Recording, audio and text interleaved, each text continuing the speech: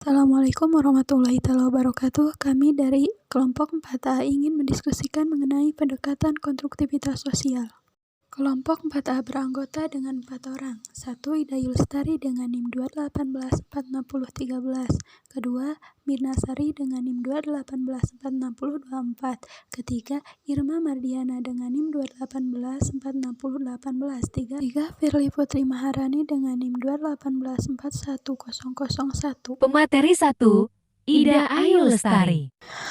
Assalamualaikum warahmatullahi wabarakatuh. Saya Ida Ayu Lestari ingin menjelaskan mengenai pendekatan konstruktivitas sosial. 1. Pendekatan konstruktivitas sosial untuk pengajaran. Vygotsky menekankan bahwa peserta didik membangun pengetahuan melalui interaksi sosial dengan orang lain yang ada di sekitarnya. Pengetahuan ini dipengaruhi oleh kultur tempat di mana peserta didik itu tinggal, yang berhubungan dengan bahasa, keyakinan, dan keterampilan. Kedua, konstruktivitas sosial dalam bentuk konstruktivitas yang lebih luas. Dalam model Vygots dan Vygotsky, guru berfungsi sebagai fasilitator dan pembimbing, ketimbang sebagai pengatur dan pembentuk pembelajaran anak. Contohnya, analisis konstruktivitas secara sosial di dalam kelas. 1. Tujuan dari organisasi di kelas ialah konstruksi makna kolaboratif. Kedua, guru membantu perspektif, pemikiran, dan perasaan murid. Ketiga, guru dan murid saling belajar dan mengajar. Kurikulum dan isi fisik dari kelas mencerminkan minat murid dan dipengaruhi oleh kultur mereka. Pemateri 2, Mirna Sari. Pemateri 3, Irma Mardiana. Saya akan melanjutkan teman saya. Saya akan menjelaskan tentang guru dan rekan sebagai kontributor bersama untuk pembelajaran siswa. Yang ke-1, scaffolding merupakan teknik di mana peserta didik diberi tanggung jawab yang lebih besar dalam proses pembelajaran, sehingga mereka akan memiliki pemahaman yang lebih besar. Yang kedua, magang kognitif merupakan guru yang sering kali memberi contoh strategi kepada murid.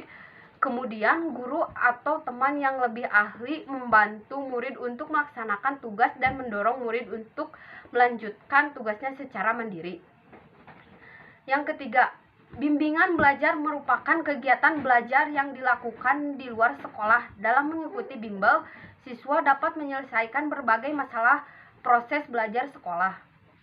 Yang keempat, pembelajaran komparatif atau comparative learning adalah suatu metode pembelajaran atau strategi dalam belajar dan mengajar untuk menekankan kepada sikap atau perilaku bersama. Dalam bekerja, dengan kata lain, pembelajaran dilakukan dengan membuat sejumlah kelompok dengan jumlah didik 1 atau 5 anak yang bertujuan untuk saling memotivasi antar anggota untuk saling membantu agar tujuan dapat tercapai secara maksimal. Baik, selanjutnya penyusunan pekerjaan kelompok kecil. Dalam penyusunan ini, kita membutuhkan kehati-hatian perencanaan pada bagian guru. Ketika kita menyusun pekerjaan siswa di kelompok kecil, kita harus membuat keputusan tentang bagaimana kelompok membangun keterampilan tim dan interaksi struktur kelompok. Pertama, dalam penyusun pekerjaan kelompok kecil, ada penyusunan grup. Umumnya merekomendasikan kelompok heterogen dengan keragaman dalam kemampuan, latar belakang etnis, status sosial ekonomi, dan jenis kelamin. Alasan dibalik pengelompokan heterogen untuk memaksimalkan peluang untuk bimbingan dan dukungan sebaya dan memastikan bahwa setiap kelompok memiliki satu atau lebih yang dapat melakukan pekerjaan. Kedua, keterampilan membangun tim. Keterampilan ini melibatkan pemikiran tentang bagaimana memulai membangun tim di awal tahun ajaran, membantu siswa menjadi pendengar yang lebih baik, dan memberikan siswa berlatih dalam berkontribusi pada produk tim. Terakhir, penyusunan interaksi kelompok kecil. Salah satu cara untuk memfasilitas pekerjaan siswa dalam kelompok kecil adalah dengan menugaskan siswa yang berbeda peran. Sebagian ahli merekomendasikan bahwa kelompok tidak melebihi 5 atau 6 anggota untuk berfungsi secara efektif. Cara lain peran dapat dispesialisasikan adalah dengan menunjuk beberapa siswa sebagai peringkasan dan lainnya sebagai pendengar. Ada beberapa peran yang dapat diambil siswa dalam berkelompok. Pertama, pendorong atau memunculkan, yang berarti siswa yang enggan dan menjadi motivator. Kedua, gatekeeper atau menyetarakan, yang berarti partisipasi siswa dalam kelompok. Tiga, pelatih atau membantu dengan konten akademik. 4. Pemeriksa atau memastikan kelompok memahami materi. Kelima, text matter atau menjaga grup tetap pada tugas. Keenam, perekam atau menulis ide dan keputusan. Ketujuh, kapten yang tenang atau memantau tingkat kebisingan grup. Dan yang terakhir, monitor bahan atau memperoleh dan mengembalikan persediaan. Pemateri 4, Firly Putri Maharani. Ini saya akan menjelaskan program konstruktivitas sosial.